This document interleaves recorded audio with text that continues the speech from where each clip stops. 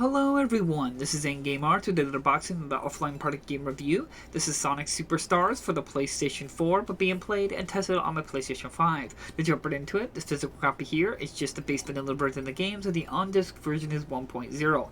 Now sadly there was an update available. This update size was 4.3 gigabytes big and will take you to version 1.18 since the time of this video. Now like always, I play all my games completely offline with an unregistered account, and I cannot claim my experience was flawless, but I did 100% complete the game. And as well, I was still unlocking trophies with my unregistered account.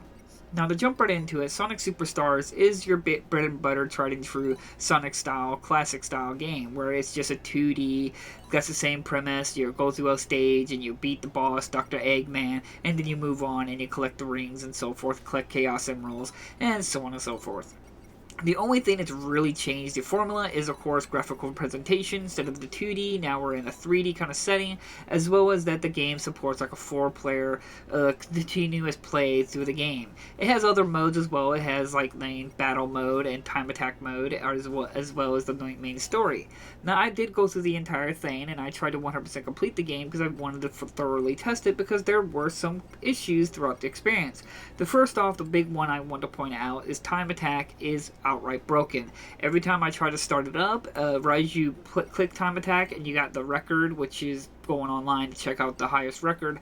If you try to click on to play the time attack mode, it will always freeze up. It's a lockup. It doesn't crash or anything like that, but you can't do anything. You have to hit the PlayStation button, close out the application, and boot it back up. I tried it 3 times. It always happened. I tried uninstalling the game and reinstalling it just to see if there was any issues, and it still kept doing it. So time attack mode on disc is completely unplayable, and which is extremely disappointing. But the overall package, the main story mode, the extra stories we get to play as the new character Trip, as well as the final story mode, is all on disc and fully playable from beginning and end. As well as the extra mode, the battle mode, where it's got like the competitive, we can play both online, offline, as well as to play with your friends or family or against computer, is fully functional.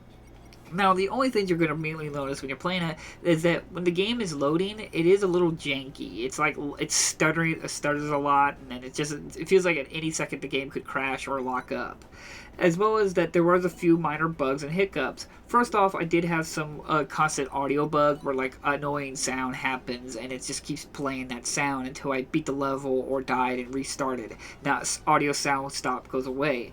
As well as that there was a one-time I got hit and my rings kind of exploded around me, and I was not blinking anymore, but the rings weren't blinking or anything, but I couldn't pick up any rings, so it just bugged out and wouldn't allow me to pick up any rings after getting hit.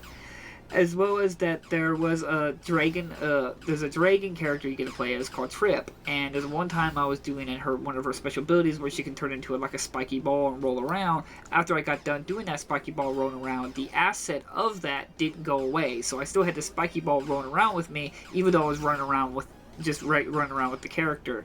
So that was a little frustrating with that. It's just these little oddity bugs and stuff like that, and there's a few times the game feels like it's like froze up, but it's just actually loading. So don't freak out. Like I said, I did play the entire thing, and I never once had the game crash or lock up other than when you click on the time attack mode. Those are the really big issues of that. Everything else ran fairly good to beginning to end. It's just, it feels like the game still had a great amount of polish that needed to be done, and it just feels like a little janky for the overall game to be, because it's from Sega. You think there's going to be at least some form of polish, but it really feels just like, I don't know, like I would say indie, but the problem is that I've played indie games, and a lot of them are a lot more polished than this game. Now, some might point out it's made with Unity, and there is always this issues with Unity, whether indie or AAA when they use it, but I have played some indie games from Unity, and it just doesn't have the same amount of issues that this game did. Like, one that seemed very weird is that there are times when the game will have like looping levels or a looping track, if you will, and as you're running around in circles, it's supposed to seamlessly go around in circles, but you can actually see the point where the game resets the cycle and it like stutters for a slight second. I mean, I've played indie games that have looping rooms or a looping set, and I've seen it where they have a flawless loop, and it's made with Unity as well, so it's like, it's really weird that this is from Sega and it has these kinds of issues. It just seems like there's a very lack of passion to give some polish to the game. Now, those are minor gripes. I think those are like the issues and problems I've had with the game. The next things I'm going to be going my minor gripes with some of the gameplay. First off, the main one is playing in single player mode. The game's camera is just too close. While I know it's probably trying to mimic the original closeness of the original Sonic games, but this game just seems like it's not really designed around the closeness of the camera, because there are certain moments where you could be flying at high speed and you're supposed to be able to see a jump platform or an action or an enemy, and there's just not enough time to get out of the way before you get hit. As well as there's a few times like climbing up or trying to jump or something like that, you cannot see nothing above you. It just seems like the camera is just too close. Now, luckily I did play a little bit with my brother with 2 players. I didn't get to try out 4-player mode, but the camera is pulled out a little bit more during 2-player mode, and that it looks a lot better and you can see a lot more, and it really makes you wish that the first single-player camera looked that way. But other than that, that's my biggest gripe with it. As well as that I did have like a flying platform, kind of like the old airplane you used to fly on with tails, where you get to control the airplane by pushing up and down with the D-pad or joystick or whatever. I guess this is a bug, because when you use the joystick to use this platform, pushing up or down, it slowly moves. But if you use the D-pad, it moves at normal speed. I don't know if that's a design or a bug. I'm not really sure, but it really screwed me over quite a few times, because I usually use the joystick since you got the 3D movement, and it just, the slowness of pushing up or down just was detrimental to the experience. As well as that, oddly enough, the game kind of switches between its experience. Like, near the beginning of the game, it's pretty straightforward as your typical Sonic game and experience, and there's nothing wrong with that. Some of my complaints is a little on the easy side. To me, I don't mind to see a little bit of easier game. I won't go around slapping the word that Sonic games are meant to be for children, but I don't mind games sometimes being a little bit more approachable. Like, we do forget that there are kids that need to slowly learn how the rules of gaming works. But, the game kind of switches its boss and difficulty quite significantly at a certain moment in the game, where there's this like gold carnival, let's say, or gold temple, and there's like a bunch of rings.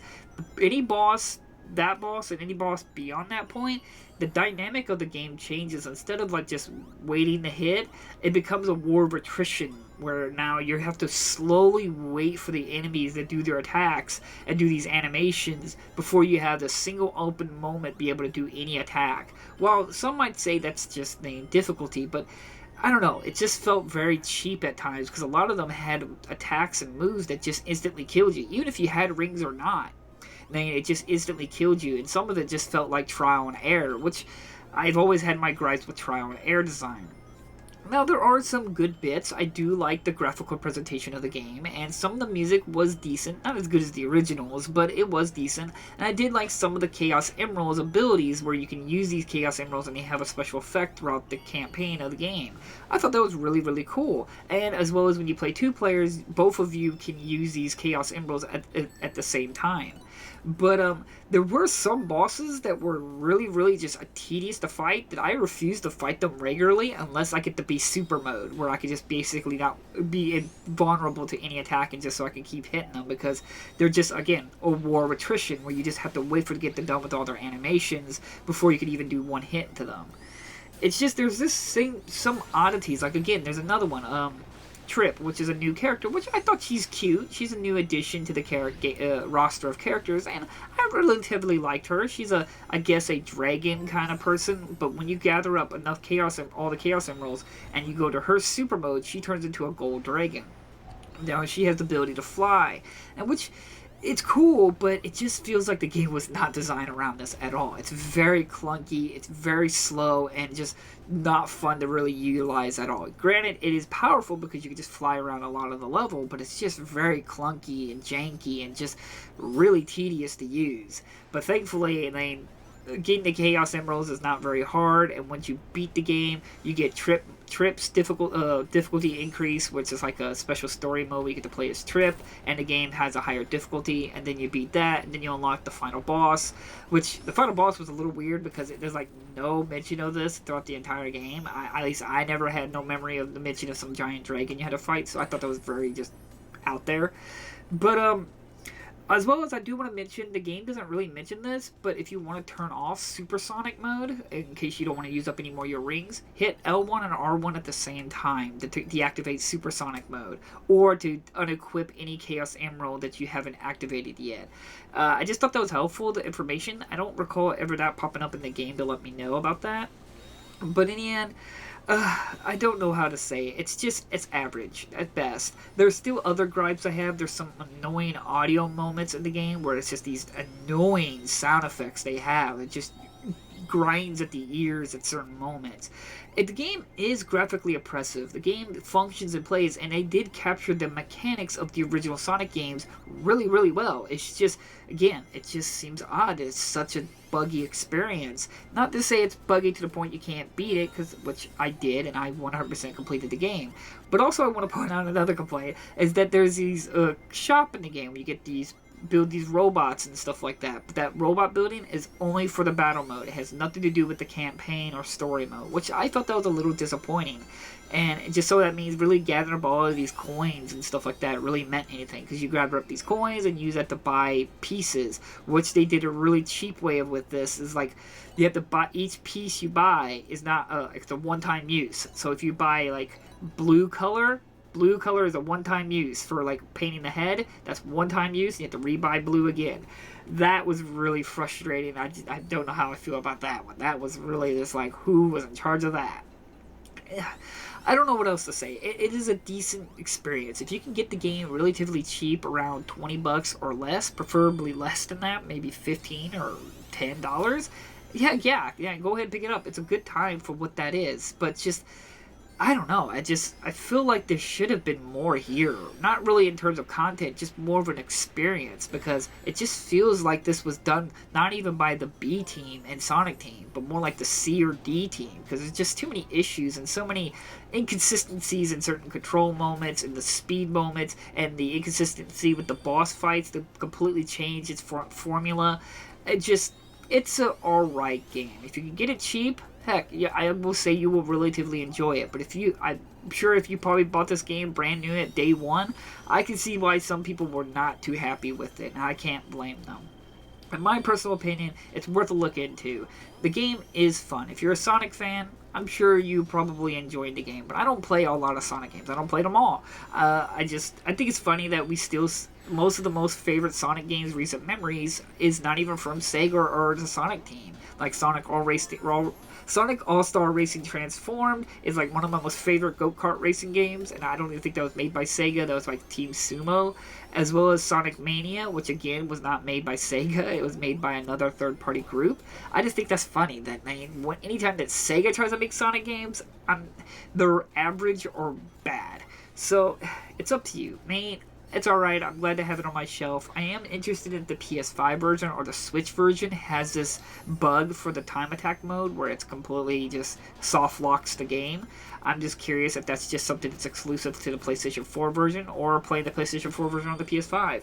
Not sure. I just found that fascinating. But in the end, thank you all so much for watching. I hope you found this video entertaining or informative in terms of if you want to pick up Sonic Superstars. It's a good game. It's just, there's just too many problems to ignore. It's still worth a look into, but I will try to provide links in the description, but just keep your expectations and expect some jankiness when you play it. So like always, thank you all so much for watching, and I'll see you guys in the next unboxing video. Bye-bye!